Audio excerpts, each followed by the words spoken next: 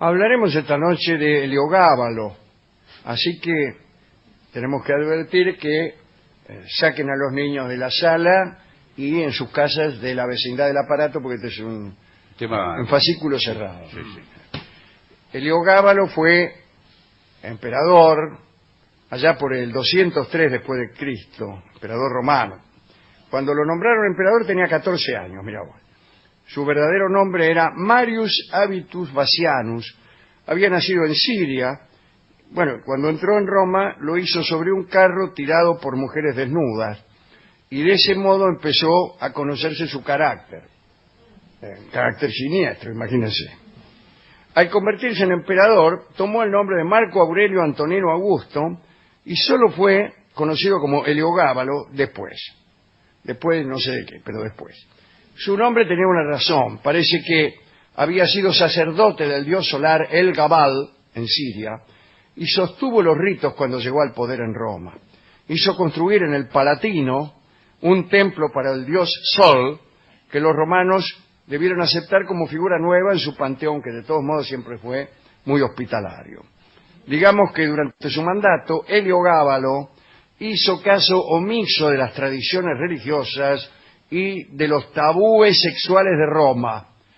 Por empezar, reemplazó al dios Júpiter, que era la cabeza del panteón romano, por el dios Sol Invicto, Deus Sol Invictus, y obligó a miembros destacados del gobierno de Roma a participar en los ritos religiosos en honor a aquella divinidad de la que él era sumo sacerdote. La mamá de Heliogábalo era Julia Soemias, una mujer licenciosa que vivía rodeada de lujos y de tipos. El presumible padre del emperador fue Secto Vario Marcelo y la abuela de Heliogábalo se llamaba Julia Mesa, que era la que verdaderamente manejaba el imperio. En un principio los lazos de Heliogábalo con Julia Mesa y Julia Soemia, su mamá, eran fuertes. Su madre y su abuela se convirtieron en las primeras mujeres admitidas en el Senado y ambas recibieron títulos senatoriales. Se dio el título tradicional de Clarísima a Julia Soemia y el menos ortodoxo de Mater Castrorum et Senatus a la abuela Mesa. Él fue, se dice, Heliogábalo, el emperador más odiado de Roma y sin embargo, de manera inusual para aquel siglo, defendió en cierta medida a las mujeres, ¿no? Primero, con esto de permitir que su mamá y su abuela asistieran a las reuniones del Senado, pero segundo también, instituyendo una especie de Senado para mujeres, que en realidad era una reunión de matronas que se reunían en la colina del Quirinal. Pero, como quiera que sea, era una institución colegiada de mujeres. Bueno, su abuela intentó establecerse como poder en la sombra y, por lo tanto, como la mujer más poderosa del mundo. Pero pronto se vio que Heliogábalo era muy independiente. Tenía ideas propias y resultaba imposible de controlar.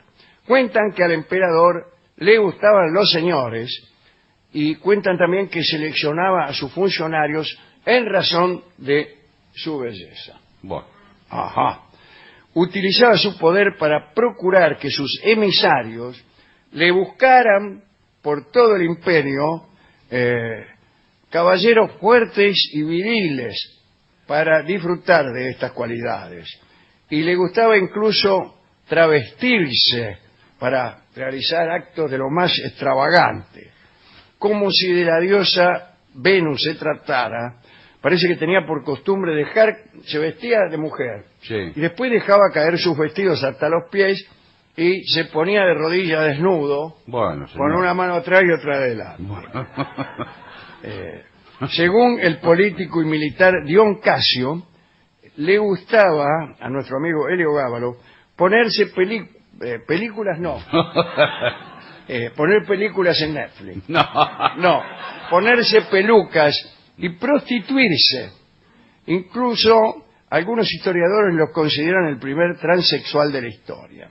Además llegó a practicar los ritos de Salambo, ¿Lo conocés a Lambo? No. ¿Qué es eso?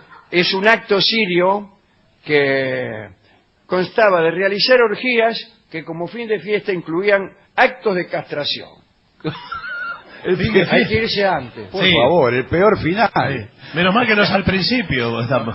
Después se hacía pasear desnudo en un pequeño carro tirado por 4 mujeres. Bien. Si hacía frío, iba ataviado con vestidos femeninos. Para guardar las formas. Para guardar las formas. Sí, a esta altura. Después de pasarse desnudo en un carro tirado por mujeres, ¿querés guardar la forma? Señor. ¿Cómo para guardar la forma? Y bueno, hay que ver qué forma. Para guardar las formas tuvo 3 esposas. Sí. La primera fue Julia Cornelia Paula. El emperador armó la boda como si fuera entre dioses. Él encarnaba a Baal y Julia Cornelia a Tanit. Pero el matrimonio no duró ni un año. No. Heliogábalo la repudió de arriba abajo, alegando en ella defecto físico. Encima, qué malo. Bueno, el siguiente matrimonio fue con Aquilia Severa. El problema era que la mujer era una virgen vestal, por lo que el matrimonio constituía un sacrilegio. Estaba prohibido casarse con las vírgenes vestales. Pero andá a decírselo, ¿viste? La boda provocó un escándalo entre los romanos. A Heliogábalo no le importó y se casó con ella. Pero el capricho otra vez duró poco y el emperador volvió a repudiar a su esposa. Y el tercer matrimonio fue con Ania Faustina y también la alargó unos meses después. Heliogábalo no podía sostener un matrimonio con una mujer ni siquiera por la pretensión de aparentar y volvió entonces a sus hábitos más excéntricos. En una oportunidad, para la celebración de la diosa Flora, una diosa inconstante e inconformista, armó una orgía en la cual se utilizaron miles de flores que formaron un fantástico colchón para los participantes. Qué vistoso. Qué bueno, ¿eh? Tenga cuidado, doctor, con las calas. Entusiasmado por la idea de castrarse, el emperador ofreció una recompensa enorme al cirujano cuya destreza fuera suficiente para transformarlo en mujer. Mire usted, dice la crónica, no pudiendo hallar a ningún cirujano que quisiera intentar el proyecto, se resignó. Heliogábalo solía vagabundear por las calles, después de caída la noche, disfrazado de mujer, y ofrecía su cuerpo a los desconocidos para el intercambio amoroso. Hacía expulsar, incluso, a veces visitaba los prostíbulos, ponele. Sí. Expulsaba a las prostitutas y se quedaba él atendiendo. Como en algunas ocasiones no podía salir por razones de seguridad. No, claro. Estableció un prostíbulo en el palacio. Bueno. Donde, ataviado como dama, estaba en el umbral y solicitaba caricias a los que pasaban por el corredor. Entre la variedad de amantes destacaban Heriocles, ¿qué tal? Un esclavo que era conductor de carros, ¿no? Y tenía un gran prestigio. Y Aurelio Sotico, un atleta griego de Esmirna, famoso por su hombría. El celoso emperador decidió casarse con los dos. Aunque el Senado no lo aceptó. Sus excentricidades no se limitaban al goce indiscriminado de placeres. Organizaba costosos banquetes. Uno de sus platos preferidos eran las lenguas de flamenco rosa, que eran muy costosas. En uno de sus banquetes sirvió a sus invitados más de 1500 de estas lenguas. ¡Mozo! Tenía un escriba dedicado exclusivamente a anotar sus banquetes. Se hacía confeccionar pasteles de lenguas de pavo. Gustaba la lengua. Obsesionado con las papilas. Pasteles de lengua de pavo, ruiseñores y faisanes. Se jactaba de no haber bebido 2 veces en un mismo vaso, como Heráclito. No, ese es por el río, las aguas del río, señor. Y teniendo en cuenta que sus vasos eran de oro y plata, se puede calcular lo que debía costar un banquete. Pero después lo guardaría los vasos. Ahora bien, aquel casamiento con el esclavo marcó el destino del emperador. Cuentan que el esclavo, que dejó de serlo, ¿no? Sí, claro. No te casás con alguien que es esclavo, ¿para qué? Hay que manumitirlo inmediatamente. Ejercía sobre Heliogábalo, este muchacho, una gran influencia, y Heracles, hemos dicho que se llamaba, y se convirtió en una especie de consejero. De continuar en el juego, en que el emperador se presentaba ante Heracles como una fiel esposa, bueno, podía peligrar el poder de los familiares de Heliogábalo, sobre todo el de la abuela Julia. Si se sostenían los excesos del emperador, podía crecer el odio de las legiones y podía peligrar la dinastía aquella de los Severos. Fue entonces que la abuela buscó otro pariente que pudiera suplantar al emperador corrompido, disculpe que use esta palabra, Sí, no, bueno. y ya ajeno a sus designios. Y ese personaje era Alejandro Severo, un primo de Heliogábalo. Los pretorianos, para no tener que matarlo, le ofrecieron a Heliogábalo salvarse si compartía el trono con su primo. Pero Heliogábalo no aceptó, y hasta mismo intentó deshacerse de Alejandro Severo con veneno, pero no pudo. Se descubrió el plan, y los jefes de la guardia pretoriana nombraron emperador nomás Alejandro Severo, y el 6 de marzo del 222 tomaron por asalto el palacio. Se cuenta que Heliogábalo había mandado antes, ¿no?, a construir una torre para poder esconderse en caso de peligro de muerte. Se guardaba todo tipo de comidas, pasteles de lengua, todo eso. También llevaba un anillo con una esmeralda hueca llena de veneno para no sufrir torturas en caso de que lo capturaran. Por si fuera poco, tenía un puñal de oro, así como una cuerda de oro y seda para ahorcarse si todo lo anterior fallaba.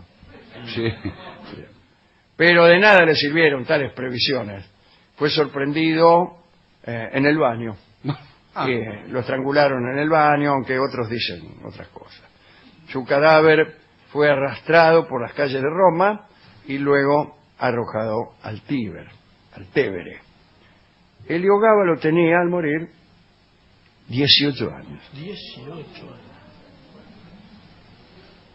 La dinastía de los Severos se sostuvo un emperador más, ¿no?, que fue Alejandro, pero duró poco. Unos años más tarde, este emperador también cayó asesinado.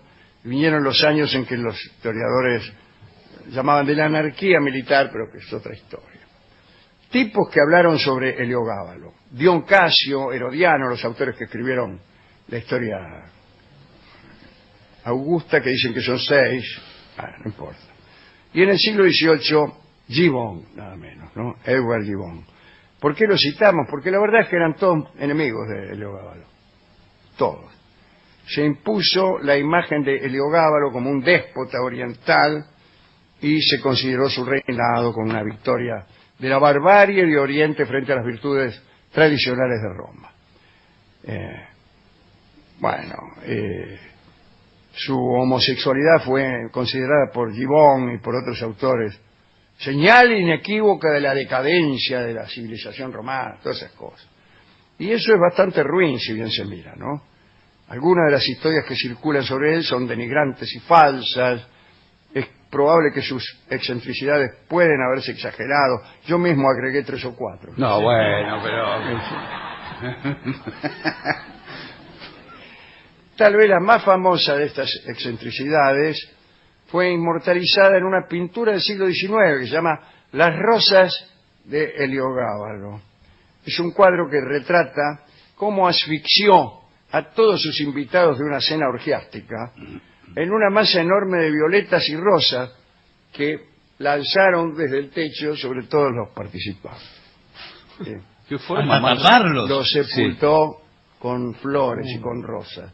Y este ramo de flores para usted, doctor. Escucharemos en atención a ese episodio casi imposible de concebir la canción que se llama Flores Negras. Sí.